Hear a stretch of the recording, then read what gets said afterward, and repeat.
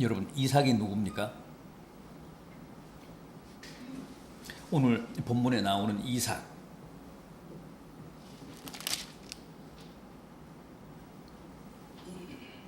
오늘 본문 7절 이하에 이삭이 나오는데 이삭을 모르십니까? 맞습니다. 아브라함의 아들입니다. 그럼 아브라함의 장남입니까? 차남입니까? 아니면 독자입니까?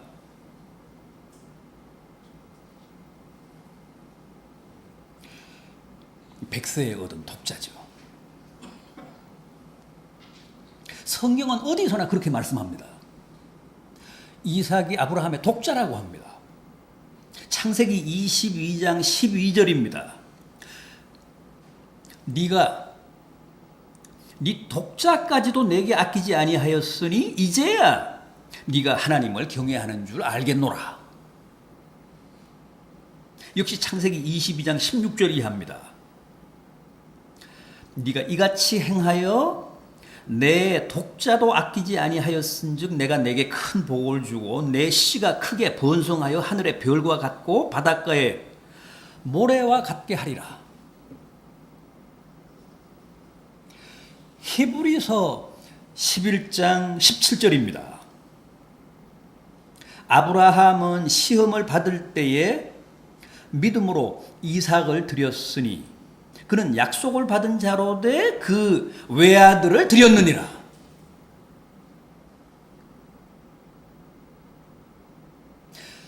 신구약 성경은 어디서나 이렇게 이삭을 아브라함의 외아들 독자라고 합니다. 정말 그렇습니까? 맞습니까? 이스마엘은 누굽니까?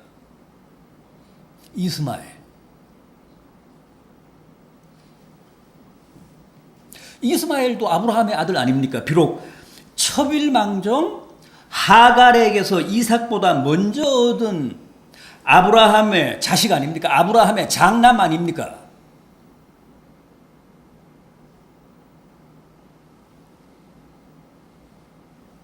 당연히 아브라함도 그렇게 생각했습니다. 그런데 놀랍게도 하나님만은 아니었습니다.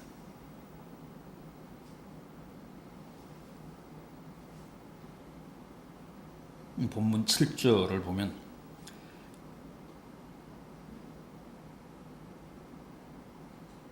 하나님이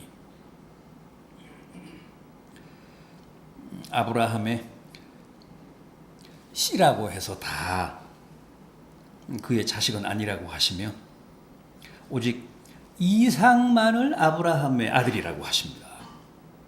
창세기 21장을 보면 더욱 가혹합니다. 이삭이 태어나자 하나님이 하갈과 이스마엘을 아예 집에서 내쫓으라고 하십니다.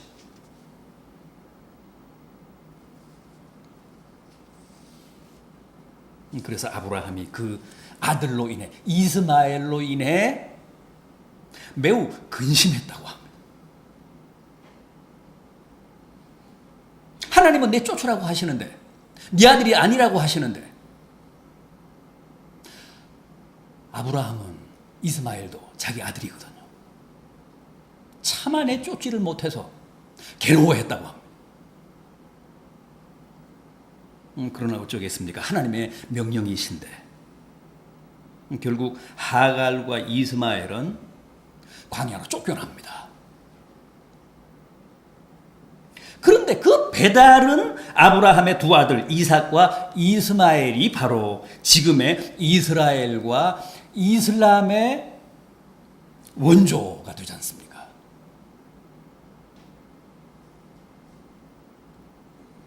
이삭의 후손들은 이삭의 아들 야곱의 새 이름인 이스라엘을 국호로 지금까지 저렇게 기적처럼 살아가고 있고 이스마엘의 후손인 이슬람은 그때 광야로 쫓겨난 후 지금까지도 사막지대에서 살며 중동의 아랍 동맹을 구축하고 있는데 지금도 이스라엘은 자기들의 조상을 아브라함, 또 이삭, 야곱이라고 고백하고 있고, 이슬람은 아브라함과 이스마엘이 자기들의 조상이라고 고백하고 있습니다.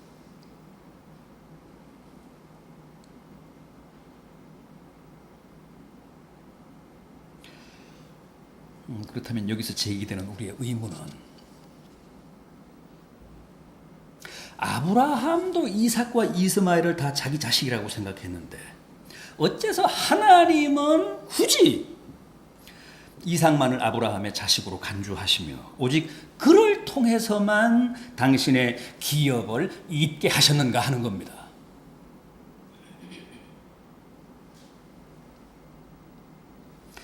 이스마엘은 첩의 아들이고 이삭은 정실의 아들이어서 그렇습니까?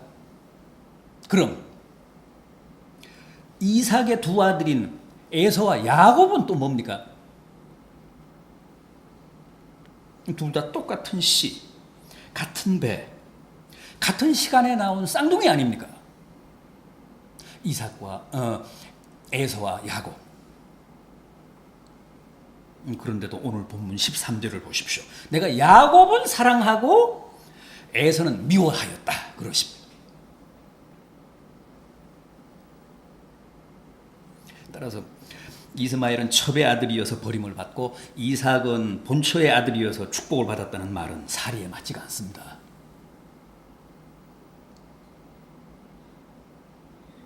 오늘 본문 8절을 한번 보십시오. 곧 육신의 자녀가 하나님의 자녀가 아니요 오직 약속의 자녀가 씨로 여김을 받느니라.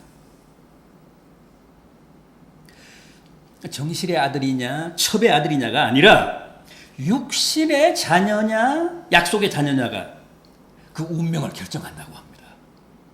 그럼 육신의 자녀는 뭐고 약속의 자녀는 뭡니까? 육신의 자녀란 한마디로 하나님의 택함을 받지 못한 자식이고, 약속의 자녀란 하나님의 택하심을 입은 자녀입니다. 더 어렵습니까?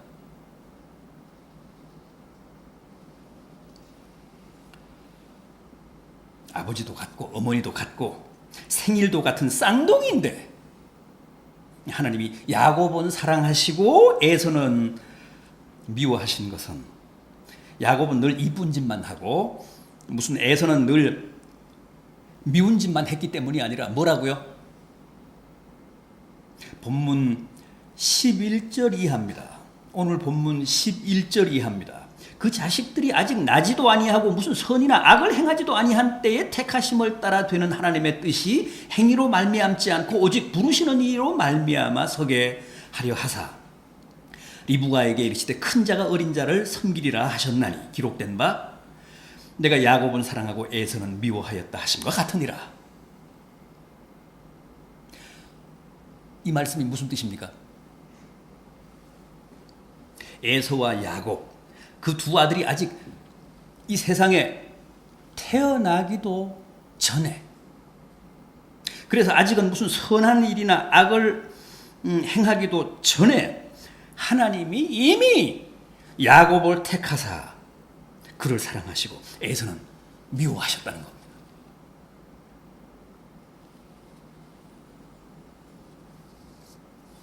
여러분, 한 배에서 난 한 형제고 한 씨에서 난 쌍둥이라고 해서 그 운명이 같은 게 아닙니다.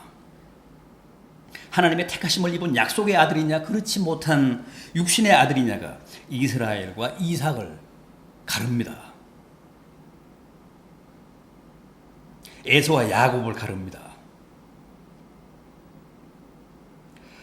이스라엘과 이슬람을 가르고 하나님이 사랑하시는 자와 미워하시는 자를 결정합니다.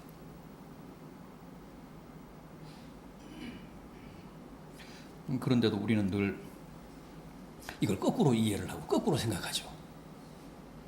비록 동생이지만은 무서운 집념으로 형의 장자권을 빼앗고 또 아버지로부터 장자의 축복을 훔치고 또 필사적으로 하나님과 씨름해서 이겼기 때문에 마침내는 야곱이 형 에서를 제치고 하나님의 기업을, 하나님의 축복을 쟁취했다. 우리는 그렇게 알고 있잖아요. 우리는 그렇게 해석하잖아요. 우리는 그렇게 믿지 않습니까? 그것도 물론 맞습니다. 그런데 그건 초급반이에요. 그럼 중급반 내지 고급반은 뭡니까?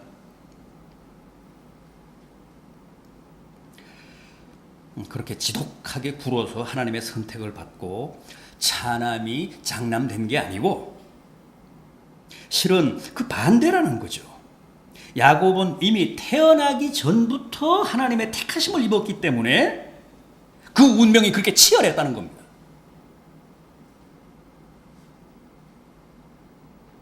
장자의 지위를 빼앗고 기어이 하나님의 축복을 가로챌 수밖에 없었다는 거예요.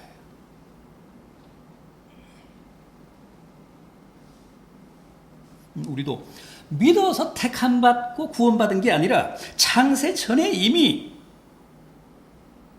하나님의 자녀로 택함받고 구원받았기 때문에 지금 이렇게라도 어지러라도 신앙생활을 하고 있다는 겁니다.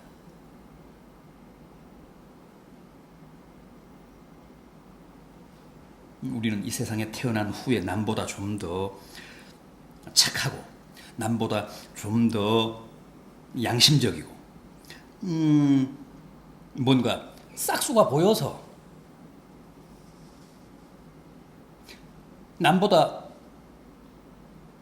주님을 좀 더 잘 믿어서 주의를 더 잘 성수해서 헌금을 더 많이 해서 남보다 키가 더 커서 남보다 더 예뻐서 하나님이 우리를 택하시고 구원하고 우리를 부르신 게 아닙니다. 우리는 이미 태어나기도 전에 무슨 선이나 악을 행하기도 전에 키를 재보시기도 전에 벌써 약속의 자녀로 택해 주셔서 지금 이렇게 믿고 있다는 겁니다.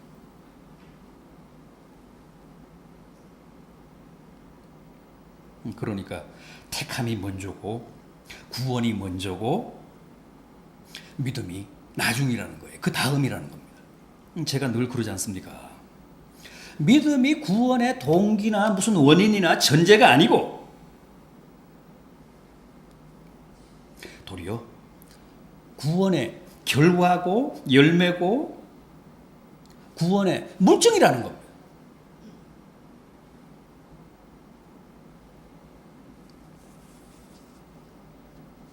바울은 갈라디아서 1장 15절 이하에서 이렇게 고백합니다. 내 어머니의 태로부터 나를 택정하시고 은혜로 나를 부르신 이가 그 아들을 이방에 전하기 위하여 그를 내 속에 나타내시기를 기뻐하셨도다. 무슨 뜻입니까?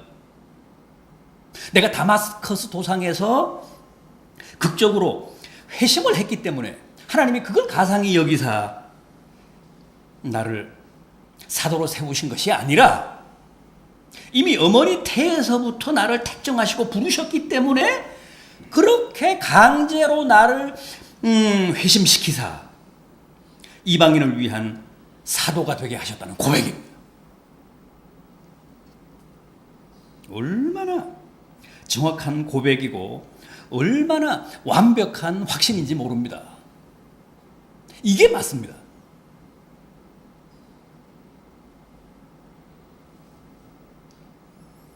남보다 더 똑똑하고 남보다 더 많이 배워서 남다른 열정이 있어서 그리고 그렇게 유대교도로 살다가 졸지에 극적인 회개를 해서 하나님이 자기를 높이 평가하사 사도로 만드신 게 아니라 이미 엄마 뱃속에 있을 때부터 하나님이 자기를 이방의 사도로 택해 주셨다는 거예요. 그래서 자기가 본의 아니게 회개할 수밖에 없었다는 겁니다. 개종할 수밖에 없었다는 거예요. 자기가 원해서 이방의 사도가 된 게 아니라 하나님이 강제하신 거라는 겁니다.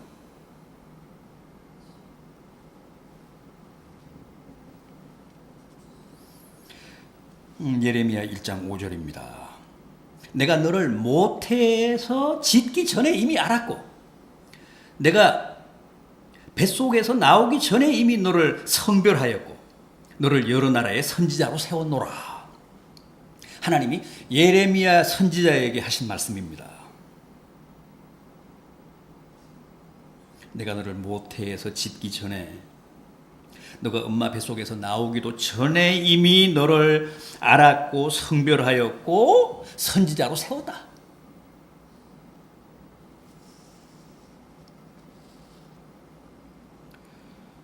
여러분, 야곱이 아버지 이삭에게서 장자에게 내리는 최후의 축복을 훔친 사건 알고 계시죠? 그거 어떻게 생각하십니까? 제 얘기는 그게 정말 야곱이 아버지 이삭을 완벽하게 속인 사건, 아버지 이삭이 야곱에게 감쪽같이 속은 사건이냐는 거죠.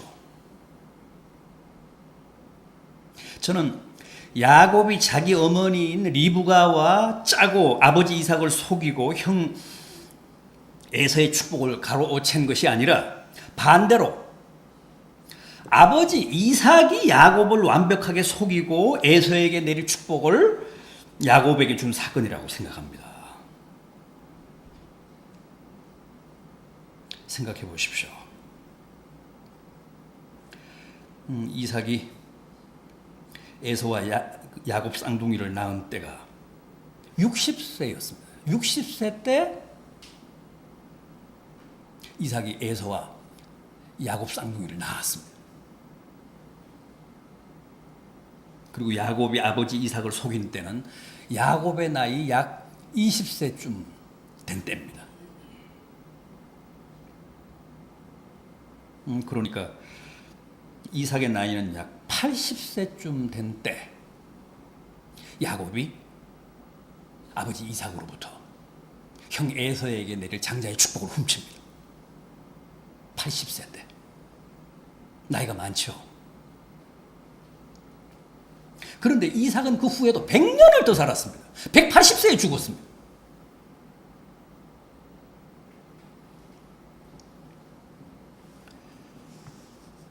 그래, 180세까지 산 사람이 아무리 감각이 무뎌지고 눈이 어두웠다고 해도 80세에 벌써 야곱의 그 어설픈 연극에 넘어가서 에서에게 줄 장자의 축복을 야곱에게 베풀었단 말입니까?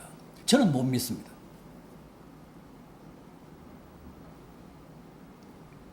야곱이 어떻게 했죠? 아버지를 어떻게 속였습니까? 염소를 잡아서 그 가죽을 목과 이 팔에다가 감았습니다. 에서는 온몸에 털이 많이 났던 진화가 좀 덜 된 사람이었고 야곱은 털이 없는 민둥이였기 때문입니다. 그 염소를 잡아서 그 가죽으로 에서를 가장한 겁니다. 아버지 이삭이 야곱의 팔을 만져보고 뭐라고 했습니까? 음성은 야곱인데 팔은 에서로다.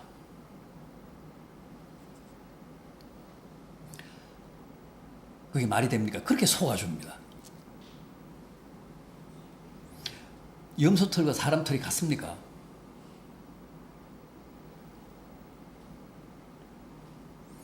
저거 그러잖아요. 저처럼 둔감한 사람도 세례 줄 때 머리 짚어보면 안다고요. 이게 가발인지 이게 인모인지.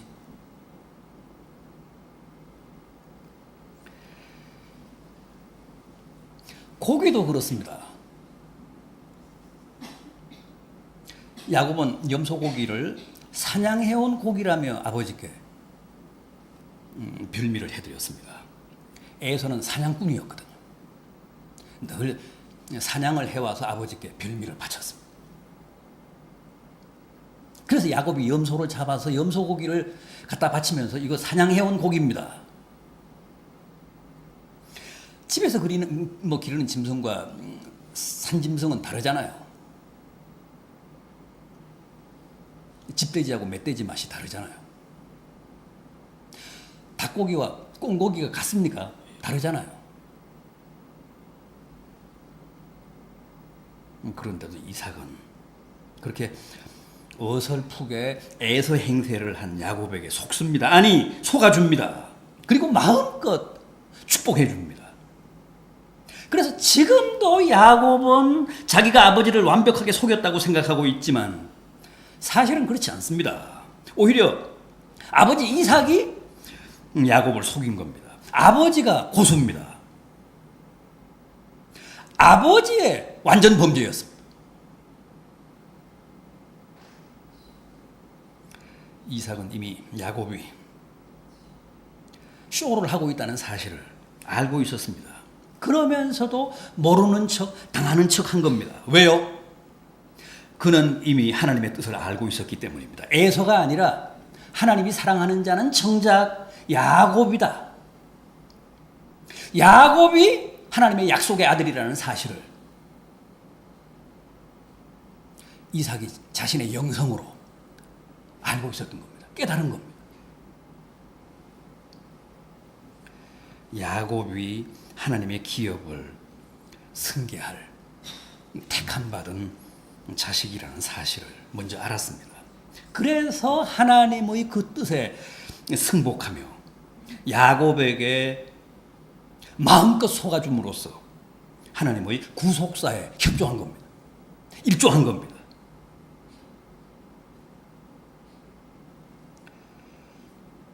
여기서 또 하나 의문이 생깁니다.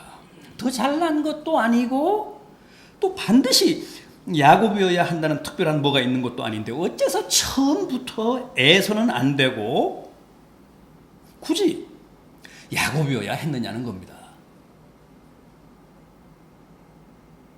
어차피 행위로 택하신 게 아니라면서요. 이미 태어나기도 전에 일방적으로 결정하신 거라면 왜 반드시 이삭이고 야곱이냐 하는 겁니다. 왜 처음부터 이스마엘과 에서는 아니었느냐 하는 겁니다.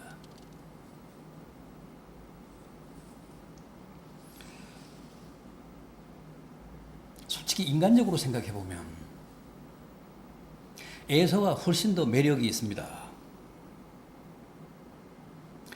에서가 야곱보다 못한 게 없습니다.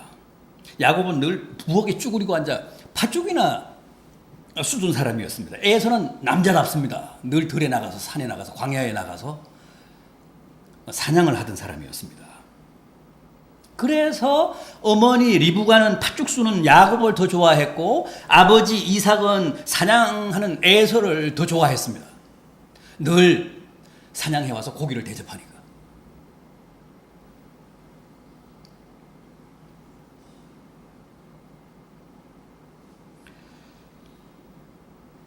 하나님은 어째서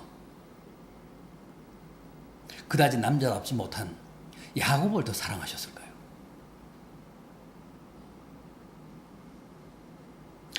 야곱에 비해서 훨씬 더 남자다운 에서를 미워하셨을까요? 불가사의합니다. 누구도 풀 수 없는 수수께끼입니다. 신비입니다.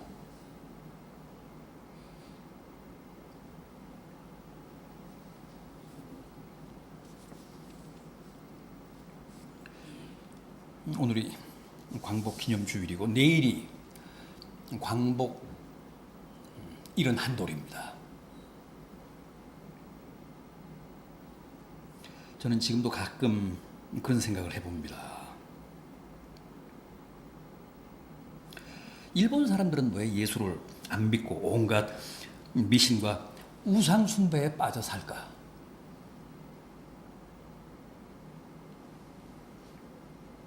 우리보다 훨씬 더 잘 살고 더 성실하고 더 세련되고 교양도 더 있는데 하나님은 왜 그런 일본 사람들을 버려두시고 굳이 우리나라 사람들을 고집하실까?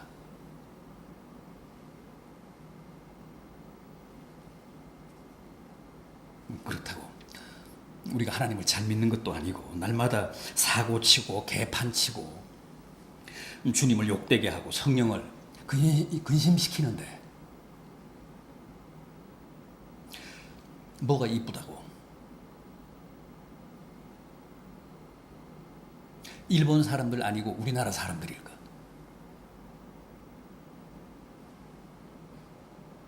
그것도 정말 알다가도 모를 일입니다.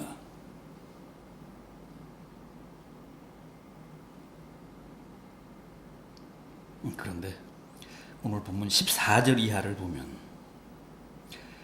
그 문제에 대한 명쾌한 답을 제시합니다.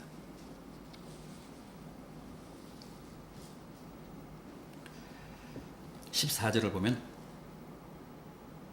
그래서 하나님께 불의가 있느냐?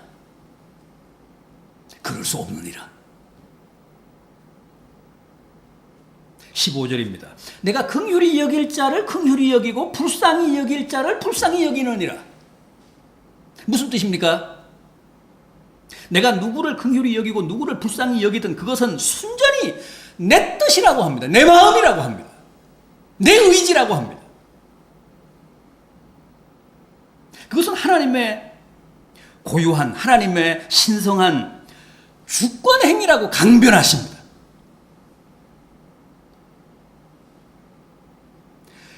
음, 20절, 21절을 보십시오. 이 사람아, 네가 누구이기에 감히 하나님께 반문하느냐? 지음을 받은 물건이 지은 자에게 어찌 나를 이같이 만들었느냐고 말하겠느냐? 토기장이가 진흙 한 덩이로 하나는 귀히 쓸 그릇을 하나는 천히 쓸 그릇을 만들 권한이 없느냐?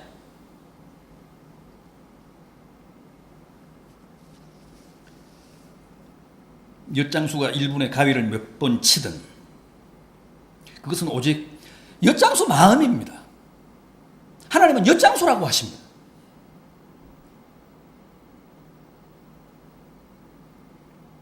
토기장이가 진흙 한 덩이로 무슨 그릇을 만들든 그것은 순전히 토기장이 마음입니다.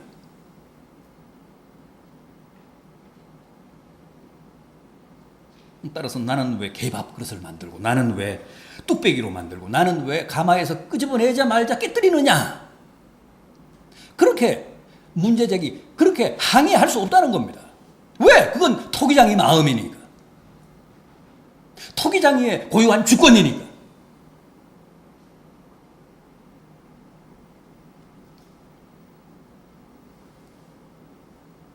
야곱을 사랑하시고 에서를 미워하신 거며 이삭을 택하시고 이스마엘을 버리신 거며 또 지지리도 못난 우리 한국 사람을 택하시고 저 잘난 일본 사람들을 그냥 버려두시는 것도 다 누구도 침해할 수 없는 하나님의 주권행위입니다.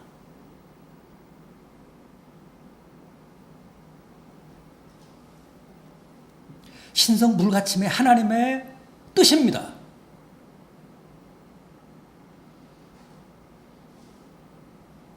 따라서 우리에게 할 일이 있다면 항의나 회의가 아니라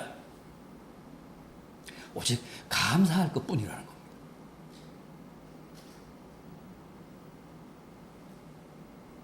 아니 우리가 잘나서 택함을 받았다면 우리가 잘 믿어서 뭐 구원을 얻었다면 자부심을 가지면 되죠. 그런데 잘나지도 못했는데 세상에는 우리보다 잘난 사람들이 훨씬 더 많은데 제대로 믿지도 못하는데 날마다 엎어지고 자빠지는데 그래도 하나님이 굳이 우리를 고집하시는 데 대해 우리가 할 일이 있다면 그저 감사뿐이라는 겁니다.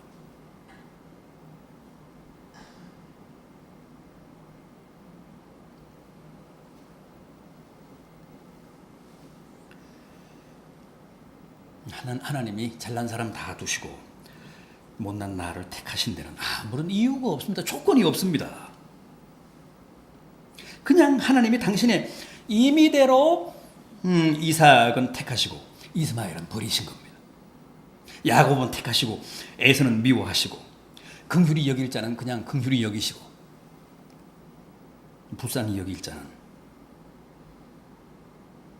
그냥 불쌍히 여기신다는 거예요. 하나님 마음입니다. 부디 하나님의 이 토기장이로서의 절대 주권과 선택의 권한을 바르게 이해하셔서 우리의 구원과 우리의 역사와 현실의 여러 가지 이 수수께끼들을 좀 더 신앙적이고도 성서적으로 이해하시고 해석하시며 늘 감사하시는 복된 성도들 되시기를 진심으로 기원합니다. 기도하시겠습니다.